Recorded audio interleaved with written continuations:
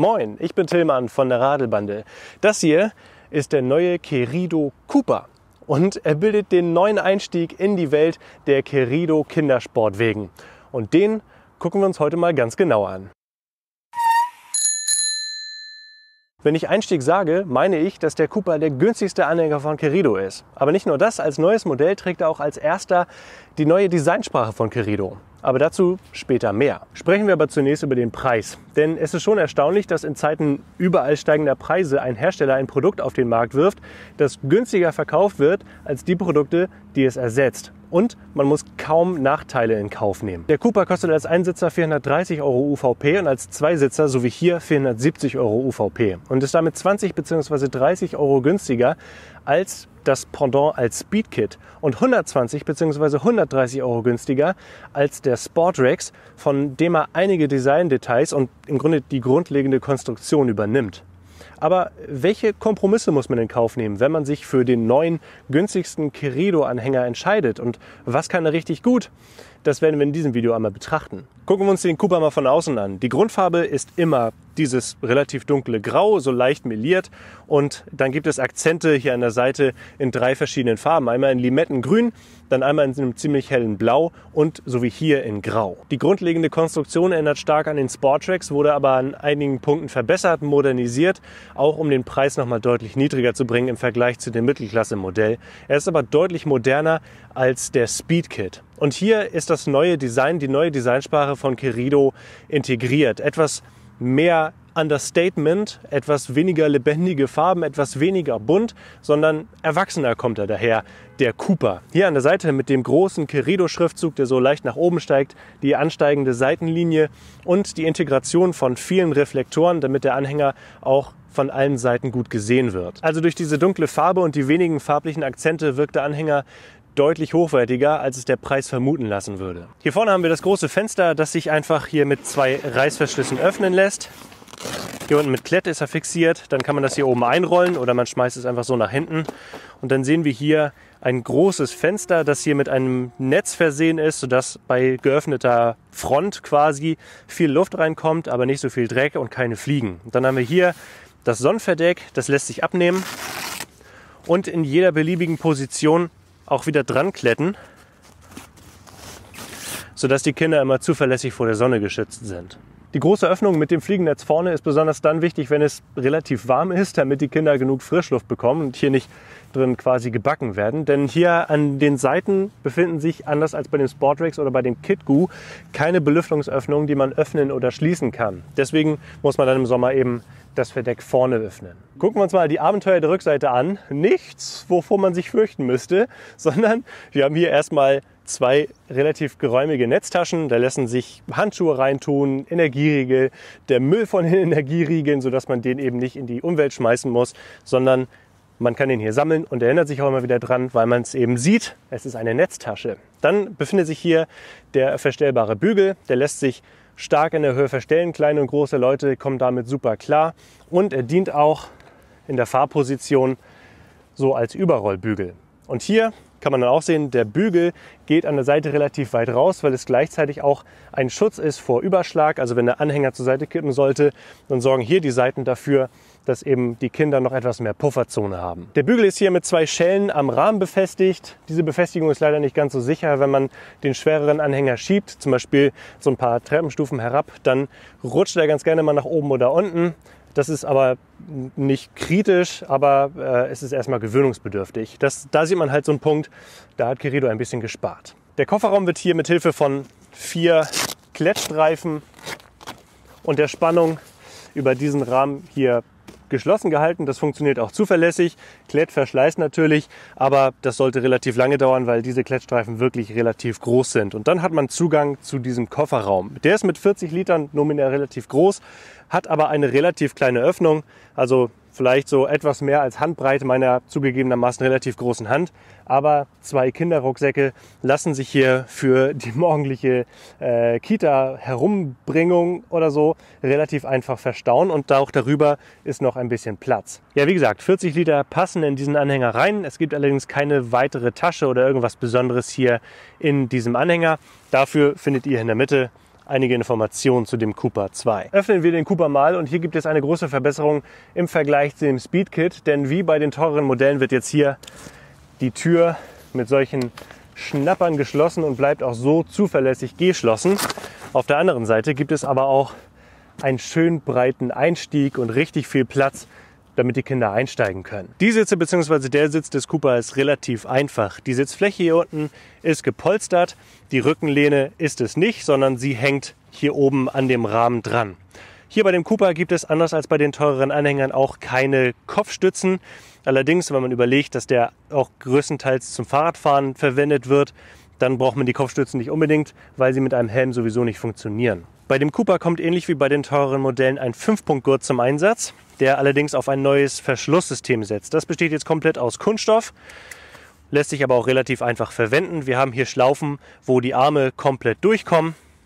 Dann muss man die Schnalle hier in der Mitte zusammenführen und dann kann man das hier hineinstecken. Das wirkt hochwertig, natürlich nicht so hochwertig wie die Metallschließe, wie das bei den teureren Modellen der Fall ist, aber sie wirkt trotzdem hochwertig und sicher. Und dann sind hier solche Schulterpolster verbaut, das finde ich ganz nett. Und der Gurt lässt sich sehr einfach hier in der Weite verstellen und auch in der Höhe. Meine Kinder sind 1,5 und fast 4 Jahre alt und passen noch gut nebeneinander rein.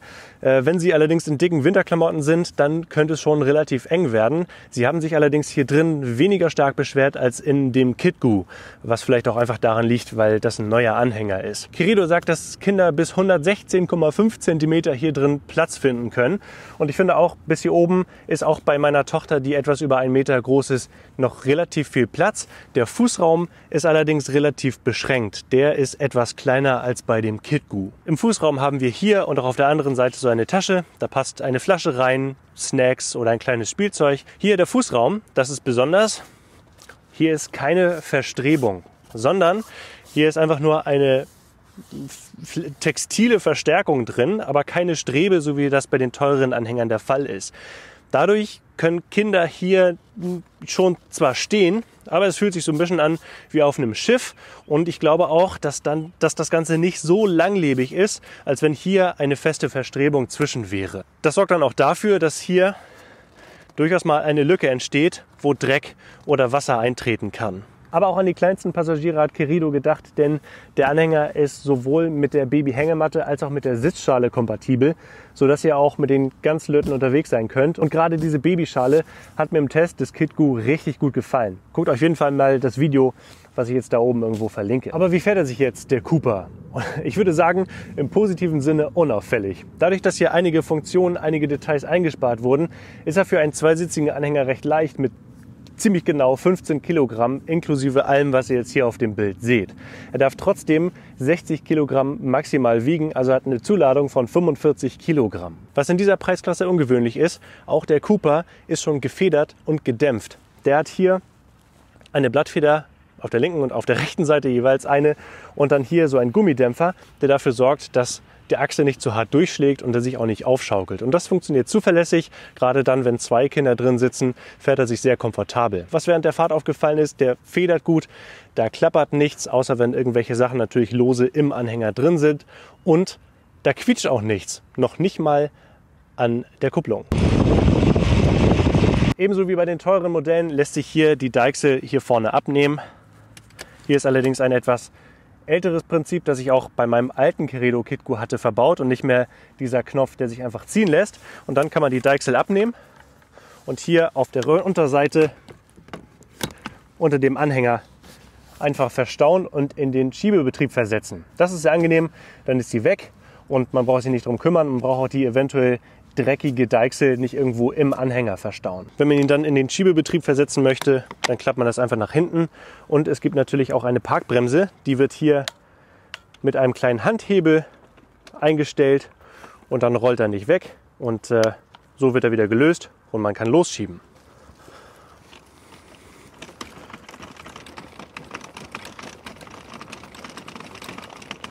Was dann beim Schieben auffällt, hier ist nicht der gleiche Komfort gegeben wie bei den anderen Querido-Anhängern, da wir hier kein luftgefülltes Vorderrad haben, sondern ein Vollgummi-Vorderrad. Und das ist ein wirklich deutlicher Unterschied. Es klappert bei Kopfsteinpflaster zum Beispiel schon deutlich mehr, als das bei den anderen Querido-Anhängern der Fall ist. Und auch die Aufnahme hier vorne ist eine andere als bei den anderen Anhängern, sodass sich das Zubehör nicht 1:1 verwenden lässt. Die Reifen hier vorne, die haben einen guten Grip, ein gutes Profil, sind aber relativ schmal, haben hier einen Reflexstreifen. Die sind okay, die sitzen auch gut auf der Felge in diesem Fall, aber die Reifen sind, glaube ich, trotzdem das Erste, was ich ändern werde. Mit dem Lieferumfang befinden sich natürlich das Wimpel, das draußen einfach befestigt wird, und dieses Rücklicht, das einfach ein sehr günstiges Rücklicht ist. Aber dafür ist es relativ hell, sieht man jetzt natürlich bei Tag nicht so. Es hat eine lange Batterielaufzeit, richtig Batterien, man muss Batterien hier einsetzen, aber es sind immerhin 2 AAA-Batterien und keine Knopfzellen, sodass sie lange halten und Ersatz eben einfach beschaffbar ist. Natürlich lässt sich der Cooper auch zusammenklappen, dafür öffnet man den Kofferraum hier.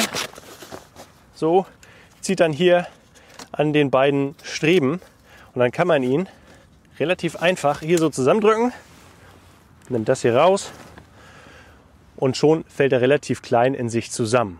Die Abmaße, wenn er zusammengefaltet ist und komplett zusammengeklappt ist, schreibe ich euch jetzt da in die freie Fläche. Und zum Aufklappen einfach hier wieder hochziehen.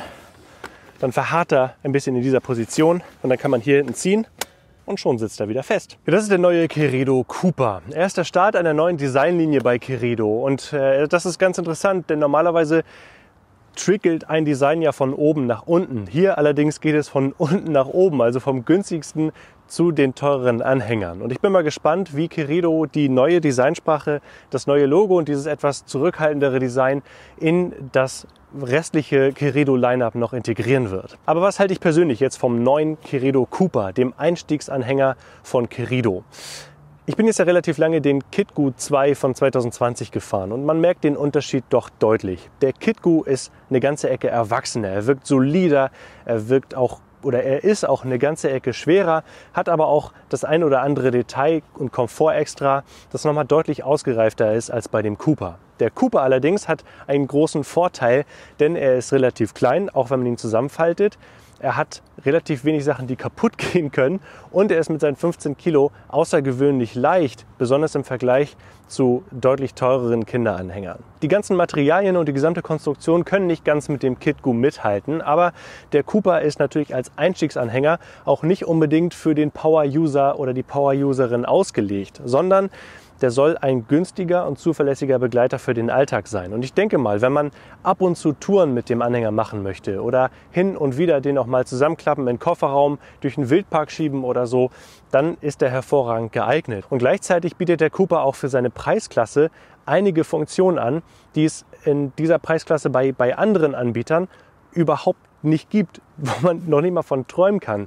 Allein wenn man sich die Federung ansieht und das bei einem Anhänger für deutlich unter 500 Euro. Und ich habe auch schon jetzt Angebote für unter 400 Euro für neue Querido Cooper gesehen. Ich glaube aber, dass er, wenn man ihn wirklich täglich nutzt, er viel draußen steht, die Kinder rein und raussteigen, dass er dann doch schneller verschleißt, als das beim Kitgoo der Fall ist. Aber ich bin mal gespannt, was ich so in den nächsten Monaten mit dem Cooper noch erleben werde, denn der wird uns auf das ein oder andere Abenteuer wahrscheinlich begleiten. Was mir aber sehr gut gefallen hat, ist dieses leichte Gewicht. Gerade wenn ich mit dem Gravelbike unterwegs bin, da ist jedes Kilo weniger, was hinten am Bike dranhängt, doch ein deutlicher Komfortgewinn, also für mich selber. Und auch den Kindern hat sie drin sehr gut gefallen, auch wenn sie nicht ganz so viel Platz hatten, gerade in der Länge im Vergleich zu dem Kitgoo. Ja, habt ihr Fragen oder Gedanken zum Querido Cooper, dann schreibt sie doch mal unten in die Kommentare. Lasst einen Daumen nach oben da, wenn euch das Video gefällt. Und wenn ihr dabei sein wollt, wenn die Radlbahn das nächste Mal auf Tour ist, dann abonniert den Kanal. Tschüss, bis dann.